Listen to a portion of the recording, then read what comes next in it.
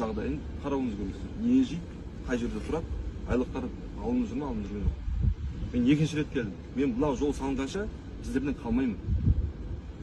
Түсініңізге кіремін. Мен қалай айттым, солай істесеңіздер, мен де ризамын, сіздер ризасыздар, қарапайым жұмыскерлер риза. Пусть они работникам, пусть они со своего кармана платят сначала работникам, а потом свою зарплату получают. Вы свою зарплату потом получите на месяц позже. Но вы платите тем работникам, которые сюда приезжают. Вы представьте, они откуда приезжают?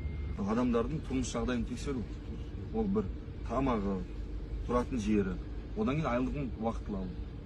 他们说7月份的工资还没发呢，好像是你们还没签呢。我们7月份的工资才发吗？7月份工资没有。现在钱还没给他们付啊。如果我们会尽快跟他们一块解决这个问题。什么时候？对，现在没得。